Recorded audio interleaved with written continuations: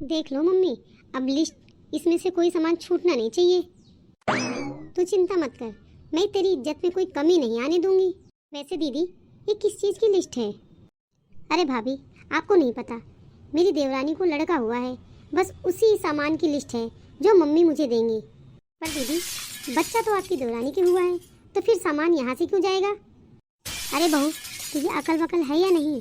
अरे ये उस घर की बड़ी बहू है, इसके मायके से सामान जाएगा तो इसकी ही इज्जत बढ़ेगी ना। सॉरी मम्मी जी, मेरा वो मतलब नहीं था, वो तो दीदी ने लिस्ट की बात की, इसलिए मेरे मन में ये सवाल आया। वैसे दीदी, लिस्ट में क्या क्या है? देखो भाभी, मेरे, इनके और सोनू के कपड़े तो बनते ही बनते हैं, और अब मेरी देवर के, मेरी देवरानी के, मेरे सास ससुर के, मेरी ननद के और उसके परिवार के इतने तो कपड़े बनते ही हैं, और जो बच्चा हुआ है उसके भी 8-10 जोड़ी तो कम से कम बनेंगे ही। अब एक आध जोड़ी कपड़े कौन देता है, इसलिए पूरे परिवार के ही कपड़े बनते हैं। हाँ दीदी, पता है भाभी, जब मेरा सोनू हुआ था ना, तो मेरी देवरानी के मायके से बस 2 जोड़ी कपड़े आए थे। ऐसे भिखारी है ना, हमारे लिए तो कुछ भेजा ही नहीं, ना एक जोड़ी कपड़ा मेरे लिए ना इनके लिए आया। अब मौका आया है दिखाने का कि मेरा मायका कैसा है। मुझे पता है मम्मी, अभी मेरी देवरानी के मायके से ना कुछ खास नहीं आने वाला है। अरे उन भिखारियों के पास है ही क्या देने के लिए। और हाँ मम्मी, एक बात का ध्यान रखना, जो जो सामान मैंने आपको बताया है ना, वो टिप टॉप होना चाहिए, कटौती मत कर देना उसमें। अरे मैं भी तो दिखाऊं कि मेरे मायके वाले कैसे हैं।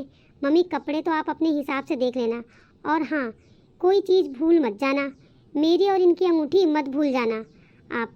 बेटा, तू चिंता क्यों करती है, मैं कोई कमी नहीं रहने दूंगी। ले, तू अंगूठी की बात कर रही है, मैंने तो तेरे लिए कानों के बनवा रखे हैं, झुमकी भी दूंगी मैं। अरे मुझे पता है, बहू की इज्जत ससुराल में तभी होती है जब उसका मायका अच्छा होता है, और तेरी देवरानी के आगे ना मैं तुझे नीचा नहीं होने दूंगी।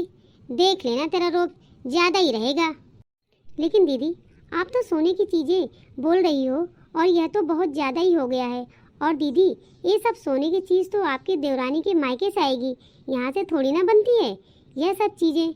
और अगर दीदी हमें कुछ देना होगा तो हम तो अपने हिसाब से देंगे।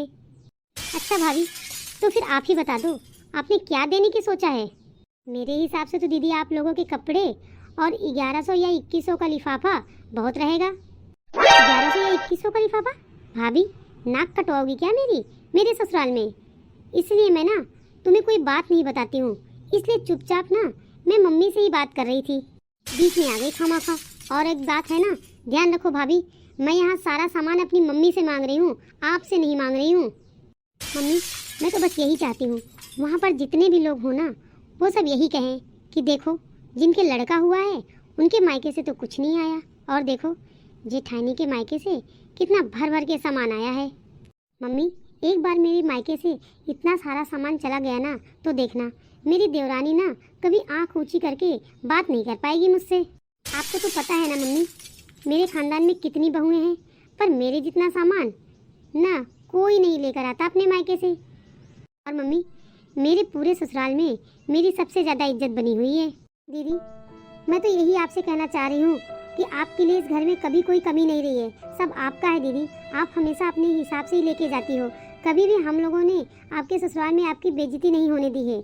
और दीदी, जहाँ जायज़ खर्चा होता है वहाँ पर करना अच्छा लगता है, ऐसे फालतू खर्चे तो दीदी फिर बेकार ही हैं। दीदी, ये सब तो आप दिखावे के लिए कर रहे हो, अपनी शान बढ़ाने के लिए कर रहे हो। और दीदी, एक बात सोचो, आपकी देवरानी को कितना बुरा लगेगा कि जब उनके लड़का हुआ और उनके मायके से तो कम सामान आया और यहाँ से ज़्यादा सामान जाए, तो सोचो उन्हें कितनी बेइज्जती फील होगी। दीदी, आप बहुत किस्मत वाली हो कि आपको ऐसा मायका मिला है, और अभी भी जो भी कहोगी ना वो आपके लिए आ जाएगा। दीदी, एक बार तो अपनी देवरानी की तरफ देखो, उसे कितना बुरा लगेगा, उसके बारे में भी तो सोचो। आप यह सब सामान सिर्फ अपनी देवरानी को नीचा दिखाने के लिए लेकर जा रही हो, ताकि वहाँ पर सब आपकी वाह वाह करें और आपकी देवरानी को गरीब कहें। यह तो गलत हुआ ना दीदी, यह दिखावा बिल्कुल गलत है। अच्छा बहू, तुझसे पूछा है किसी ने कि वहाँ पे क्या देना है और क्या नहीं? तेरी राय मांगी है या किसी ने? और तू होती कौन है हम माँ बेटी के बीच में आने वाली? अपनी राय अपने पास रख, तू सिखाएगी हमें क्या देना है क्या नहीं। 1100 का लिफाफा दे दो, 2100 का लिफाफा दे दो, और तू क्या चाहती है? मेरी बेटी के ससुराल में वहाँ इसकी बेइज्जती हो जाए। देख, मेरे जीते जी ऐसा कभी नहीं होगा, समझ गई? आइंदा मेरे और मेरी बेटी के बीच में ना बोलने की जरूरत नहीं है तुझे। मैं कुछ भी दूँ अपनी बेटी को, तू बीच में नहीं बोलेगी, समझ गई ना? नहीं मम्मी, भाभी सही कह रही हैं, भाभी कुछ गलत नहीं कह रही हैं। अरे बेटा, तू क्यों उदास हो रही है? मैं हूँ ना। और ये होती कौन है मुझे बताने वाली कि क्या देना चाहिए क्या नहीं देना चाहिए? नहीं मम्मी, भाभी सही कह रही हैं। मैं ये जो सब कर रही हूँ वो सब अपनी देवरानी को नीचा दिखाने के लिए कर रही हूँ। अब आपको तो पता है मेरी देवरानी के मायके की स्थिति क्या है।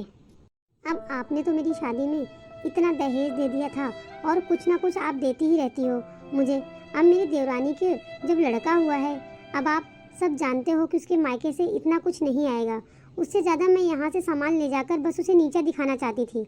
मैं ये भूल गई थी, इतना सामान देखकर ससुराल में मेरी तो वाहवाही हो जाएगी, पर मेरी देवरानी को कितना बुरा लगेगा। अभी आप शायद ठीक कह रही हो, मैं ही ये सब बातें नहीं समझ पाई।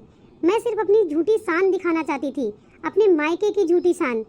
थैंक यू भाभी, आपने मुझे इतनी बड़ी गलती करने से बचा लिया। अब मैं दोबारा अपनी देवरानी के साथ ऐसा नहीं करूँगी और कभी भी उसको नीचा दिखाने की कोशिश नहीं करूँगी।